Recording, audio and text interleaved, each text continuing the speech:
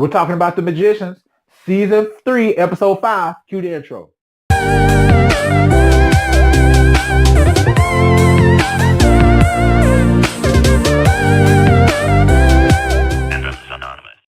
What's going on, everybody? We're talking about The Magicians, Season 3, Episode 5. I know I'm behind, charged to my head, not my heart, but a lot of stuff going on, catching up on a lot of shows, reviewing a lot of shows, taking notes on shows, and we're going to get to recording them today.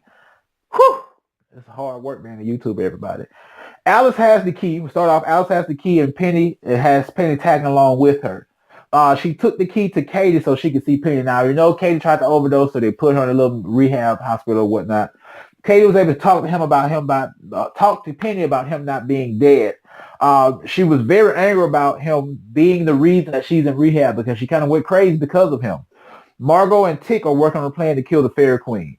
The Fairy Queen wants her to marry this prince from the floating mountain village, okay? Margot sent some messenger bunnies to tell Elliot that she was getting married and needed help. Elliot used the first key to open up a portal through the Chatwin's clock. Now, guys, watching this episode, it is one of the best episodes of a television show that I have seen in a long time. I truly enjoyed this episode, so let's get into it. I'm just going to start off saying that. They actually went to Fillory in the past. That's where they went through that portal. Quentin found out that they needed to finish this piece called the Mosaic to help find the third key. Margot met the prince as they were preparing for the wedding, and someone shot an arrow at Prince Michael, which is the prince of the floating island.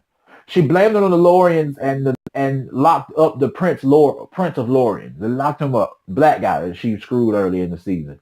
One of the people who has been speaking to Julia through other people spoke through Alice and told her that Alice needed her help. As Tick was doing the ceremony, an axe swung and chopped off Micah's head. The younger brother, now of this family, killed Micah, and now he has to marry Margot. Crazy, right? He shot the arrow earlier. The Fairy Queen told her that she had to marry him now, with blood on her face and everything. Elliot and Quentin have been working on the Mosaic forever. Like, time is going by in past Fillory. Time is just going by. They had been there so long that Quentin had a child by a girl in the village that they were at, and the child grew up. And then they got old as dirt, okay? They got old as dirt.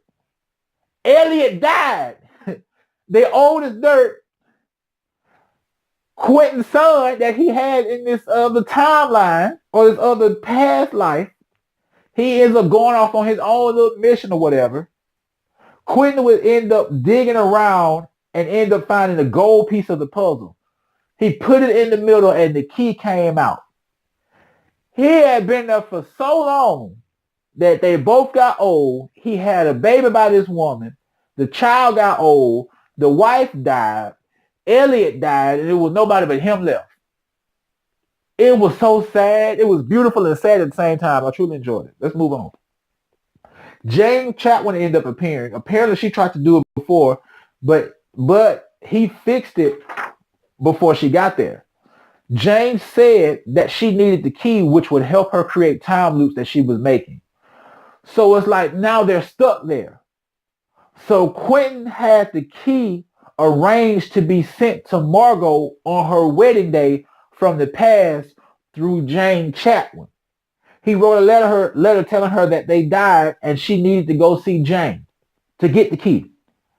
Jane sent her to Breakbills to get the key off of her corpse, off of Jane Chatwin's corpse.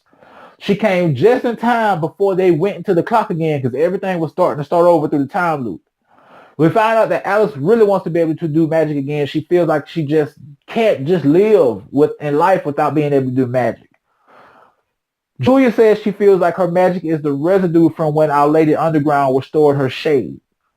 Julia held the key and looked in the mirror and ended up at a table with Our Lady Underground. She told her that she took Reynard's seed of godlikeness and put it in her to keep. And of course she was mad about that because she didn't want anything from Reynard. Katie was about to leave the hospital to rehab, but they have footage of her talking to Penny, and they end up sedating her and kept her there. Quentin, Elliot, and Margot went back to Fillory, and Elliot ended up eating one of the peaches, and they both started remembering the alternate timeline. Could Quentin's son still be out there? That's a big question. Even though it's an alternate timeline, this is all magic. Is it a possibility that Quentin's son is still out there? We don't know. Let me know what you guys think about this episode. Episode 6 comes out tomorrow. This Wednesday. Yeah, today's Tuesday, tomorrow's Wednesday.